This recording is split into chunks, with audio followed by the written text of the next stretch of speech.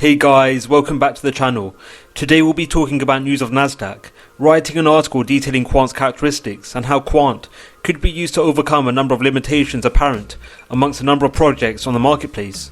On the 4th of February, NASDAQ wrote an article titled, "Could Quant's overledger prevent another wormhole incident?" The article outlined recent news surrounding one of the biggest hacks in the history of crypto, whereby the exploit, which took place through the wormhole bridge, saw over $300 million in assets seized by a bad actor. On Wednesday, a hacker was able to exploit a series of smart contracts on the bridge into validating a false transaction. The hacker was ultimately able to steal 120,000 wrapped ETH worth $326 million. Since taking the funds, 1/3 has remained on Solana, where it has been mixed with other assets, and the other 2/3 is on the Ethereum network. The article then went into detail, indicating how the risk of bridge exploitation and, in extension, the chances of crypto assets being stolen can be limited through the utility of Quant's overledger offering, whereby Quant is able to induce interoperability measures, which provides the potential to connect every network on the globe to one another. It aims to do so not through bridges but through overledger. Overledger enables users to have instant and seamless access to blockchain networks.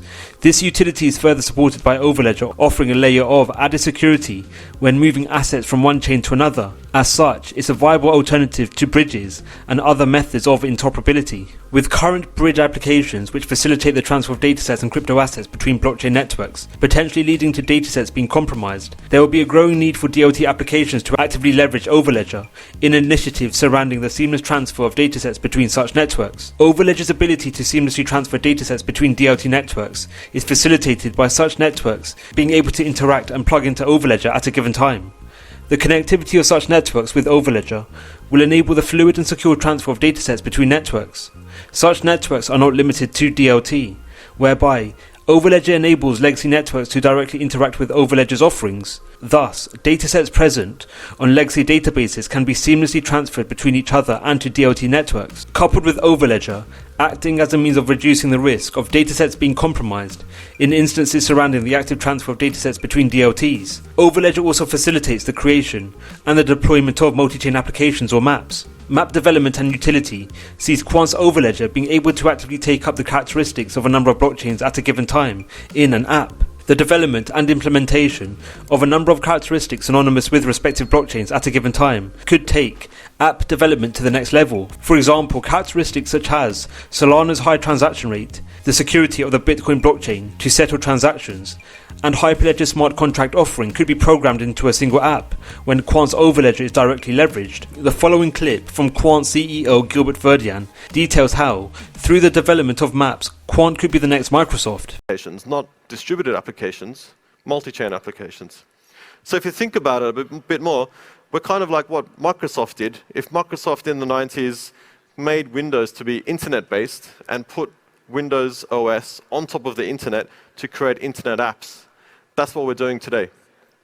So we've got our operating system on top of existing blockchains and future blockchains to create internet-based multi-chain apps where you can actually benefit from the different types of blockchain. So the challenge is with a dApp, it's dApp1 sits on blockchain A and it does everything on blockchain A. dApp2 sits on blockchain 2 and does everything on blockchain 2.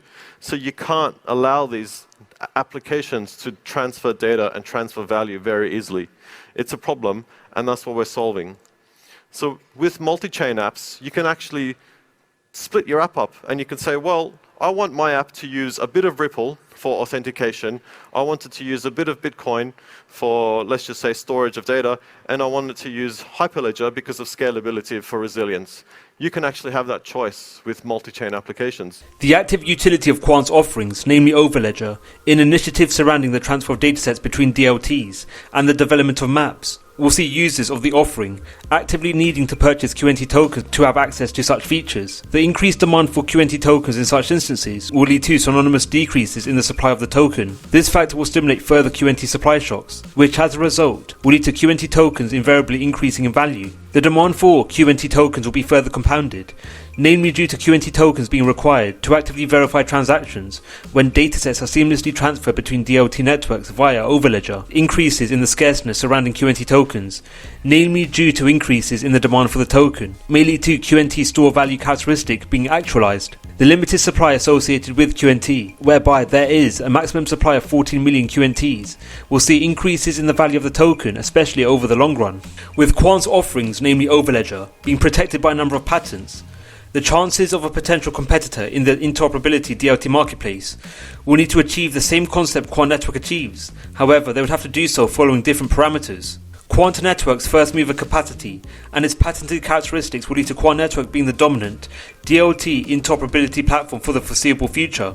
Quant's first mover potential in regards to map development and universal interoperability will also put the platform in good stead in regards to development surrounding DLT initiatives.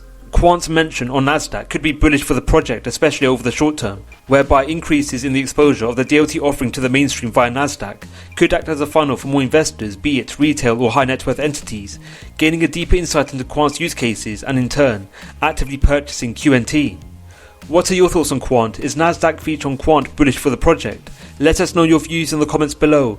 Become a Crypto Clan member by joining us on Telegram and Twitter, where we talk all things crypto.